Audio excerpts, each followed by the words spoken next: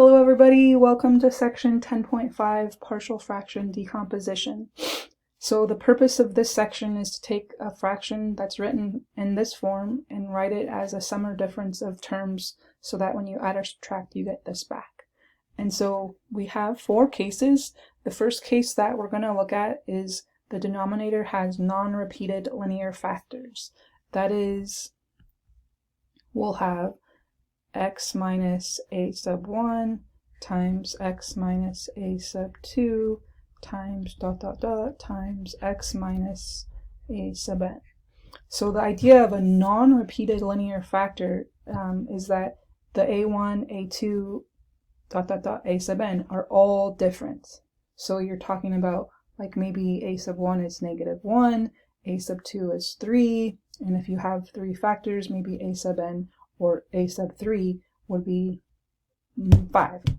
So they're just distinct linear factors, linear because the exponent is 1. And so when it's in this form, the way that we're going to set up the partial fraction decomposition is going to always be like this, right? So you're going to just have some constant a sub 1 divided by that first factor, and then plus a sub 2 divided by your next factor, and then you continue a sub n divided by x minus a sub n. So this is the form that you would want to write your rational expression as when it has non-repeated linear factors. Okay, so what does it look like in this case? For all these problems, we want to begin by factoring the denominator. So we have x plus 2 times x minus 1. These are the non-repeated linear factors. And so what we're going to do is we're going to set our rational expression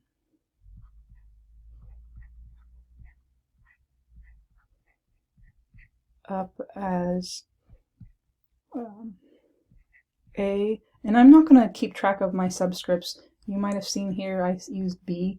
I'm just going to keep it as a over x plus 2 plus, and I'm going to say b over x minus 1. The reason for this is that you do want to keep track of like your parameter to that factor, but in general it's just you have some parameter you're solving for divided by a factor plus some other parameter you're solving for divided by another factor. So we could have had said a over x minus 1 here plus b over x plus 2 here. So this order has no bearing. We just need some letters to call the numerator, so that's what we're solving for. Okay, so at this point we all are solving for a and b, and there's a few ways that we can do this. The way that I just want to stick with throughout these problems is to clear the fractions. I'm going to distribute, clean things up, and I'm going to group the x terms, or maybe in other problems it's going to be the x squared terms, the x terms, and the constant terms, and we're going to do something called equating the coefficients. And if you want to look up other ways to do that, you can. I'm just going to stick with this approach. And so to clear the fractions, I'm going to multiply everything, I'm going to multiply by what's missing. So here we're missing x minus 1, here we're missing x minus 1, and then up here we're missing x plus 2 and x plus 2. Now all the denominators are the same. Once all the denominators are the same, they're essentially gone, and so what we're left with is 3x, and I'm going to write this as 3x plus 0, you'll see why, equaling ax minus a, so I went ahead and distributed, plus bx plus 2b. And what I want to do is I can put the ax plus bx together and factor out the x.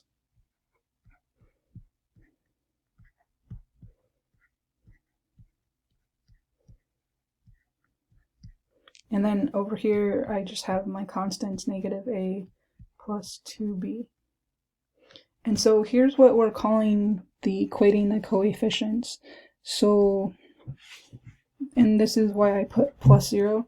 We're saying this equation on the left has to equal this equation on the right. This equation on the left has a 3 times x. In order for these equations to be the same, the parts are supposed to be the same. So you're equating the coefficients. In this case, the coefficients are like the linear part and then the constant part. So we need 3 to equal a plus b, because then those x, the coefficients for the x's are going to be the same. And then you're going to need negative a plus 2b to sum to 0. And then all that's going to work out so that you can rewrite our original fraction as the sum of, or difference of, two terms. So when we do this, we're going to have, let's go over here, 3 equals a plus b, and 0 equals negative a plus 2b. And so here we have a system of linear equations. This is why we studied partial fraction decomposition in this chapter, because we get to this point where we end up with a system of linear equations. And when looking at this, I can go ahead and eliminate the a's by just adding this up directly.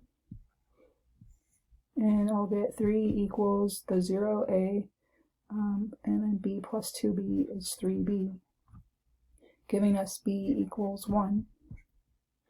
And then when we know b equals 1, we can plug that into this first equation, maybe, whichever your choice.